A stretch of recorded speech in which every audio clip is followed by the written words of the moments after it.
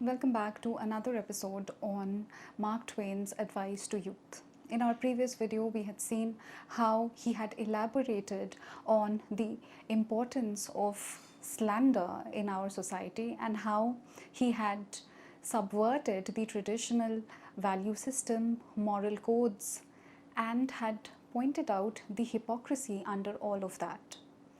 In today's video, we are going to read further into the essay and uncover the author's criticism of the society and the times in which he was living. So let's start our exploration. He begins by giving an important instruction about firearms. Never handle firearms carelessly. The sorrow and suffering that have been caused through the innocent but heedless handling of firearms by the young. So he says that how sorrow can be evoked by the innocent yet careless handling of firearms by the younger members of a particular family or by the younger members of a particular community. Only 4 days ago, so he gives an example of an incident. Only 4 days ago, right in the next farmhouse to the one where I am spending the summer, a grandmother, old and grey and sweet, one of the loveliest spirits in the land, was sitting at her work when her young grandson crept in and got down an old, battered, rusty gun, which had not been touched for many years and was supposed not to be loaded, and pointed it at her, laughing and threatening to shoot. So the child had gotten hold of this old musty gun that was kept as a relic of the previous war, of the Civil War that had happened 2 decades ago. So such relics were present in the house, and the child takes it out and points laughingly at his grandmother, threatening that he would shoot. In her fright, she ran screaming and pleading toward the door on the other side of the room, but as she passed him, he placed the gun almost against her very breast and pulled the trigger. He had supposed it was not loaded, and he was right, it wasn't. So he builds up the story and serves an anti-climax. And he says it's true that the gun was not loaded. So we are served something that we did not expect. So this is again a turning point in the author's writing, in the author's way of describing an incident. He serves us an anti-climax.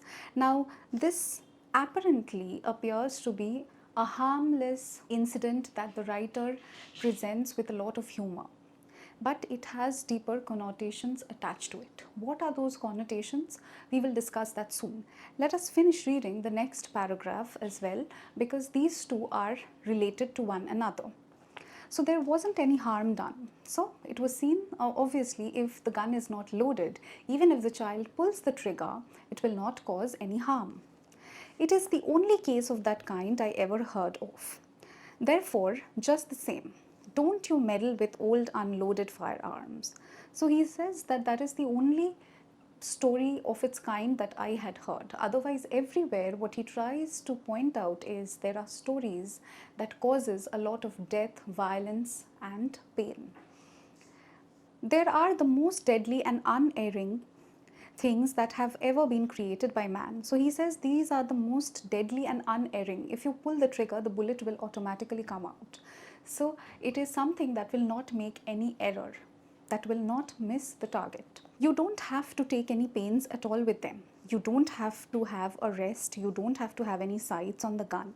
You don't have to take aim even. So this is a newer discovery. So he says, since the machine is so efficient, the gun, that you don't need to have very particular aim, very good skill with your hands, or you don't need to have an exceptional eyesight to get your target. No, you just pick out a relative and bang away and you are sure to get him. So he says that you just need to pick out a relative of yours and you can immediately shoot. A youth who can't hit a cathedral at 30 yards with a Gatling gun in 3/4 of an hour can take up an old empty musket and bag his grandmother every time at 100. So he says that a youth who doesn't have a proper aim, who cannot even hit a cathedral. Cathedral is what? It is a huge structure. It is the church. It's a huge structure. Even if the youth cannot hit a cathedral in 30 yards with a Gatling gun, that is, even if a cathedral is close by within 30 yards, with a Gatling gun. Gatling gun is an early type of machine gun which features a revolving cluster of multiple barrels. So it is like a machine gun. So even with such advanced equipment, the youth will not be able to hit the cathedral. But even with an old empty musket, even if the child takes up an old empty musket, means it is an old long barreled gun, traditional gun that was often used during the Civil War, and it has often been kept in the households as a relic from the war.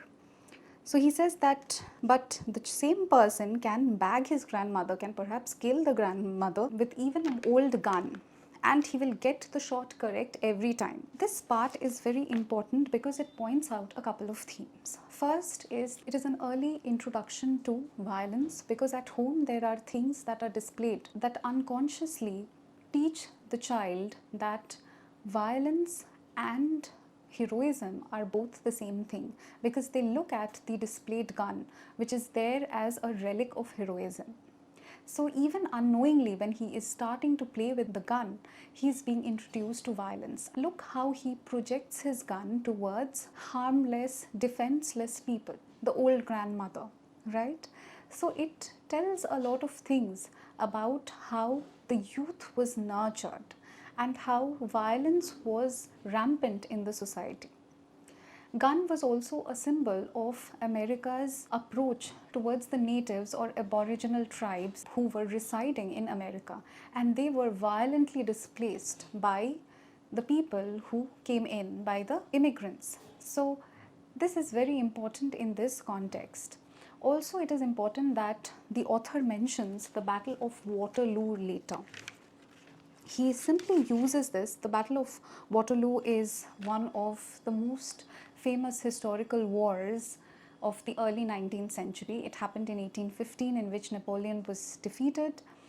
And he refers to this important historical event to something completely ridiculous and absurd, in order to do what? In order to evoke laughter. But also, behind all this laughter and humor, he presents a criticism of how the world was functioning, how imperialism was at its peak, and it thrived on the exploitation of the people who did not have the power to defend themselves. Think what Waterloo would have been if one of the armies had been boys armed with old muskets, supposed not to be loaded, and the other army had been composed of their female relations. The very thought of it makes one shudder. So he again refers to the female relations. He says that it makes me shudder to think that what it would have been. He makes a parody of the battle, but at the same time he talks about how violence was imbibed in the very fabric of the Western society at that point of time, and how the ones who were perceived as weak and defenseless, they were the primary target. So here we see that the irony is strong, it is scathing, and we see that how imperialism also finds a space here, and how unknowingly the younger generation was being introduced to violence. And it is often seen that this acceptance of brutality is normalized in them. What else do we find in this important essay? We will explore that again in our final video, and we will see what more we have to learn and understand from Mark Twain's sharp wit and from his even sharper pen. So let's wait for it, wait for the next video.